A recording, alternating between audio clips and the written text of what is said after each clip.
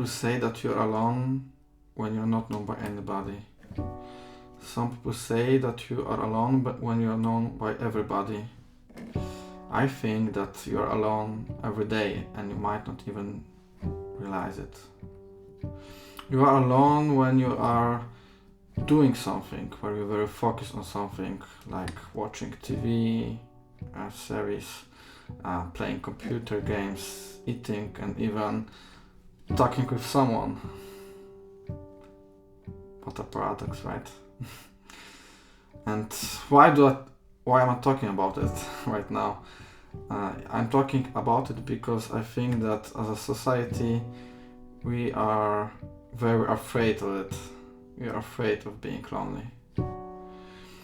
We are so afraid of it that we create the whole construct around it. For example, success, right? And money, status, relationships, friendships. And when you look closer, it's everything only to gain in each other's eyes. And we want to gain to not be alone. But being alone is actually very difficult only when you're afraid of facing certain truths about yourself. Maybe you're afraid of facing some emotions, maybe you're afraid of facing some facts about reality around you. So look closer. And the issue is so deep that we even started building relationships around the construct that we are afraid of being lonely. So, for example, we coined a term called the dating market, right? So you need to sell yourself, be someone, and to just gain the best possible partner. And even a lot of people doing that after the breakup, they look for another relationships just after it, because it's so difficult to face your emotions and the truth. So think about it. Are you afraid of something? Why do you keep specific people around you?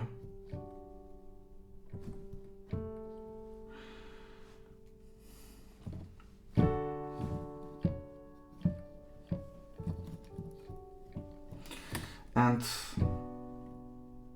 what I think is that we should stop doing it.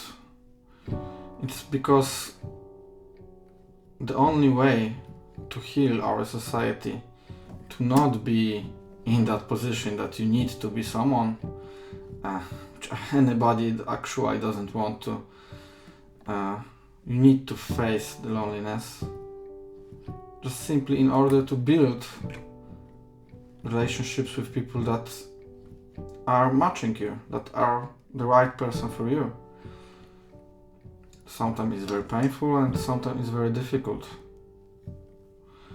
but I think it's worth it. To show you maybe a bit deeper from my angle how it works, I will present to you my two different stories about being lonely. So the first one is that I actually wasn't successful with it. I didn't make it with my loneliness, and that was time when actually I had no one, almost no one. Of course I had my family, but it wasn't that simple. So basically I felt very lonely, and it was a time when I was actually still in high school, and I was kind of bullied a bit. I wasn't known by anybody, nobody wants to talk with me, and even I had one friend that I see him maybe once per 5 months, and actually nobody else. And that was very painful to me. It was so painful that I felt pain in my body, and I just couldn't get with it. So what I found back then, I just started running away from it by playing computer games, by doing the stuff that actually I fully really enjoy, like learning a lot of skills that I needed to get to the college. But I didn't really like them that much. A bit, of course, that was some adventure of learning how physics works or how math works, because I ended up in the engineering school. But it wasn't truly me. And why I didn't choose me? Because I was afraid of facing all these difficult emotions, and at the end I could sum up it that I was actually a victim of being lonely. So fast forward many years ahead, I realized that with that structure around me, the life structure around me, to just not be lonely, right? Of course, I've been a bit. I really enjoy being lonely, but being very, very like not known by anybody, that was what I was very scared of. And I structured my life around it. But I was never quite fulfilled, because I never could express myself as I am. And of course, the people that were around me back then are amazing people. People that are truly very well-hearted and very nice. But still, I wasn't fully accepted as I am. And that was very difficult. So I decided to leave them for a while at least. And this is very scary to me, because I'm the place that I'm back in again. Right?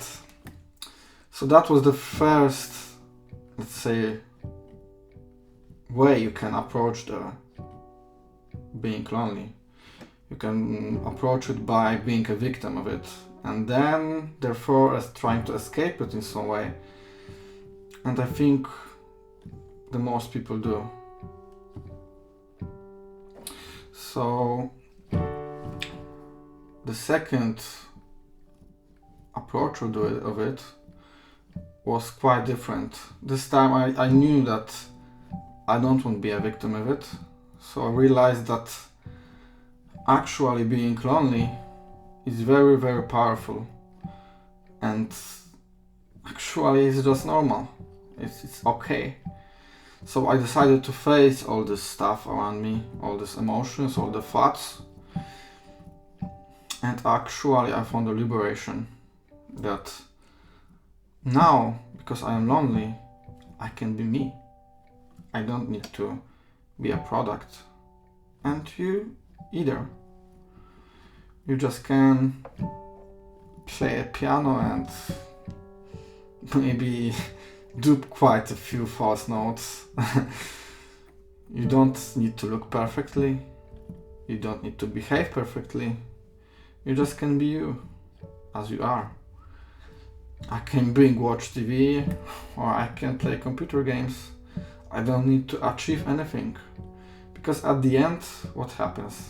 I will be alone, where I am, right? So, in my opinion, being lonely, it's quite a good news.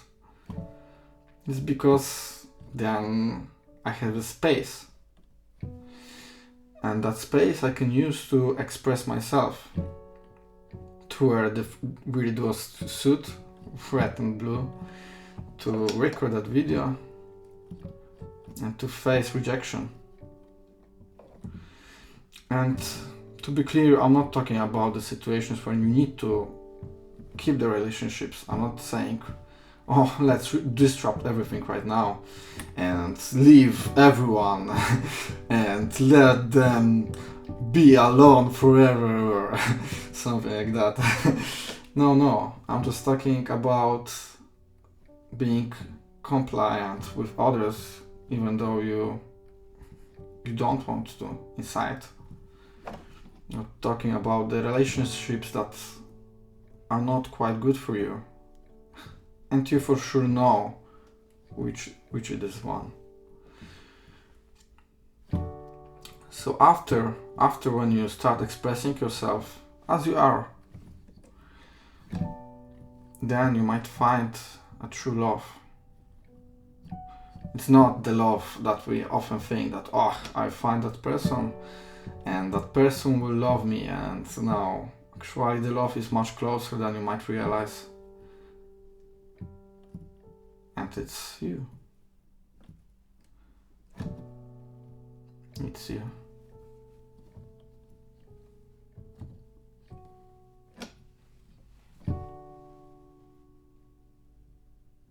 Lay down in early sunset, just like my favorite scenes. Then holding hands and life was perfect, just like up on the screen. And the whole time I always give in, counting your face and on the living.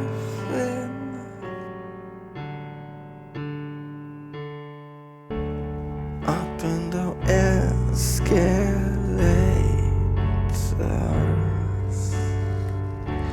pennies and cold air fountains,